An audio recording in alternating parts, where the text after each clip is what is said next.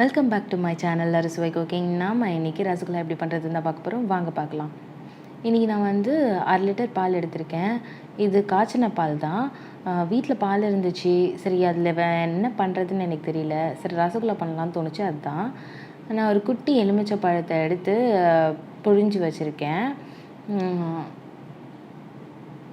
3/4 cup சர்க்கரை எடுத்திருக்கேன். அதே கப்பில் 2 கப் தண்ணி எடுத்திருக்கேன்.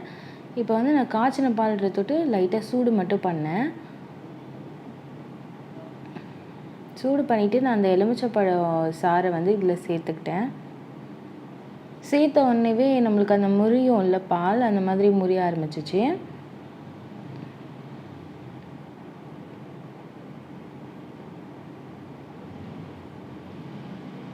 என்னோடய வீடியோஸ் உங்களுக்கு பிடிச்சிருந்துச்சுன்னா லைக் பண்ணுங்கள், ஷேர் பண்ணுங்கள், கமெண்ட் பண்ணுங்கள், முக்கியமாக சப்ஸ்கிரைப் பண்ணுங்கள். நான் வேறு என்னெல்லாம் டிஷ்ஷஸ் செய்யலான்னு எனக்கு கொஞ்சம் கமெண்டில் சொல்லுங்கள். நான் அதை செய்கிறேன். இப்போ நம்ம நல்லா அதை கிண்டி விட்டோம்னா கொஞ்சம் கொஞ்சமாக தான் அது முறிய ஸ்டார்ட் பண்ணும். உடனே முறியாது. ஏன்னா நான் கொஞ்சம் தான் லெமன் ஆட் பண்ணியிருக்கேன். ரொம்ப லெமன் ஆட் பண்ணால் சீக்கிரமாக முறிஞ்சிரும். ஆனால் அந்த லெமன் ஸ்மெல் போகாது. அதனால தான். இப்போ இந்த மாதிரி தண்ணி தனியாக நம்மளுக்கு அந்த பன்னீர் அது சொல்லுவோம்ல, அது தனியாக கிடைக்கும். இப்போ நம்ம ஹை ஃப்ளேமில் வச்சு ஒரே ஒரு கொதி விட்டுட்டு நம்ம இதை ஆஃப் பண்ணிக்கலாம். நீங்கள் இப்போ பாலை இந்த மாதிரி முறியிற ஸ்டேஜ்லலாம் நீங்கள் சிம்லேயே தான் வச்சுருக்கணும். இல்லைன்னா அது வெடிக்க ஆரம்பிச்சிரும். அதான் இப்போ நம்ம தனியாக இதை எடுத்து ஆற வச்சுக்கலாம். இதில் நம்ம ஒரு கிளாஸ் பச்சை தண்ணி ஆட் பண்ணிக்கலாம். இப்போ இது நல்லா ஆறின பிறகு நம்ம இதை ஒரு ஒயிட் டவல் வச்சு அதுக்கு அடியில் எதுனா வடிகட்டுற மாதிரி எதனா வச்சு இந்த மாதிரி நீங்கள் வடிகட்டிக்கோங்க.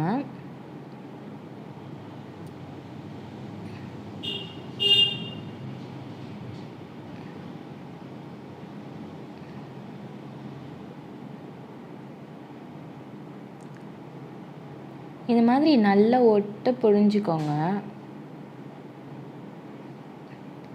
இப்போ இதில் நம்ம கொஞ்சம் பச்சை தண்ணி ஆட் பண்ணிக்கலாம். ஏன் நம்ம பச்சை தண்ணி ஆட் பண்ணி அலசிக்கிறோன்னா, ஏன்னா நம்ம எலுமிச்சைப்பழம் புழிஞ்சு விட்டோம் இல்லையா, அதோடய ஸ்மெல் அப்படி இருக்கும், போகவே போகாது. அதனால தான் நம்ம நல்லா தண்ணி விட்டு அலசிட்டோன்னா அது போயிடும். அதனால இப்போ நல்லா இதை நல்லா ஒட்ட புழிஞ்சுக்கோங்க.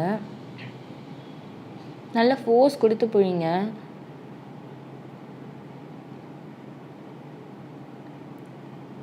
இப்போ அந்த தண்ணி ஊற்றிட்டு நம்ம அதிலே வடிகட்டி வச்சு அது மேலே இதை வச்சு அதுக்கு மேலே ஒரு வெயிட் வச்சுக்கோங்க. வெயிட் வச்சுட்டு ஒரு 15 நிமிஷம் நான் இன்றைக்கி விட்டு அதுக்கப்புறம் எடுத்து பார்க்கல இது நல்லாவே தண்ணி இதாகி இருந்தது.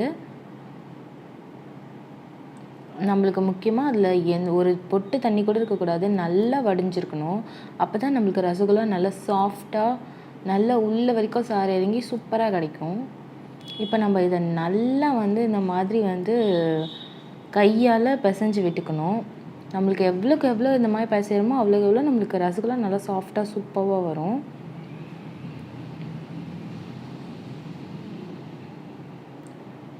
இந்த இடத்த நல்லா க்ளீன் பண்ணிவிட்டு அதுக்கப்புறமேட்டா நீங்கள் இந்த மாதிரி பண்ணி எடுத்துக்கோங்க. நான் கரெக்டாக 10 மினிட்ஸ் இந்த மாதிரி கையால் பிசைஞ்சேன். ஸோ எனக்கு நல்லா சாஃப்டாகவே கிடச்சிச்சு. இந்த மாதிரி நம்ம ஒரு பவுலில் வச்சுட்டு இப்போ நம்ம சுகர் சொல்யூஷன் ரெடி பண்ணிக்கலாம். நம்ம இந்த மாதிரி ஒரு பேன் வச்சு இதில் நம்ம எடுத்து வச்சுருக்க சுகரையும் நம்ம எடுத்து வச்சுருக்க தண்ணியையும் ஆட் பண்ணிக்கலாம். நம்ம 3/4 கப் சர்க்கரை இன்றைக்கி எடுத்திருந்தோம். 3/4 கப்புக்கு எந்த கப்பில் சர்க்கரை எடுத்தோமோ அதே கப்பில் 2 கப் தண்ணி எடுத்தோம். நம்ம இது கரெக்டாக இருக்கும். இந்த அளவை நீங்கள் ஃபாலோ பண்ணுங்கள். உங்களுக்கு ரொம்ப ஸ்வீட் வேணும்னா நீங்கள் ஆட் பண்ணிக்கலாம். ஆனால் இந்த ஸ்வீட் கரெக்டாக இருக்கும். இது நம்ம ஒரு மூடி போட்டு நம்ம இதை சொல்யூஷன் ஆகுற வரைக்கும் ரெடி பண்ணிக்கலாம். நல்லா ஒரு கொதி வரணும், அவ்வளோதாங்க. அதுக்குள்ளே ரெடி ஆகிடும். அதுக்குள்ளே நம்ம என்ன பண்ணலான்னா, நம்ம எடுத்து வச்சுருக்கோம்ல இதில் குட்டி குட்டி பால்ஸாக உருட்டிக்கலாம். இந்த ரசகுல்லா மாவில்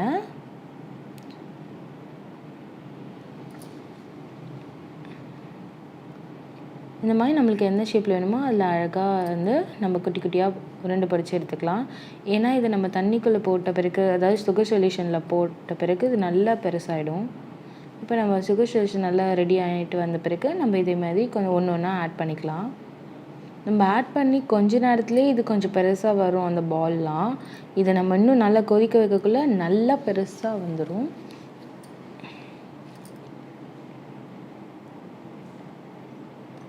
இப்போ வந்து ஓப்பன் பாட்லேயே வந்து மீடியம் ஃப்ளேமில் வச்சு 1 நிமிஷம் நல்லா வந்து இதை கொதிக்க வைங்க. அதுக்கப்புறமேட்டா மூடி போட்டுருங்க.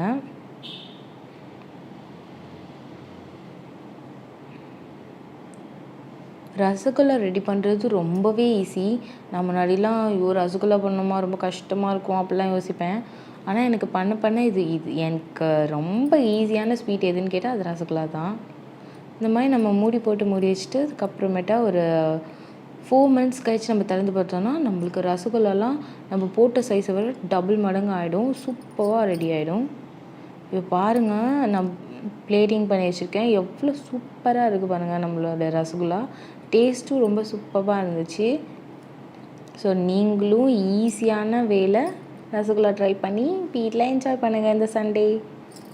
தேங்க்ஸ் ஃபார் வாட்சிங். Please subscribe. பாய்.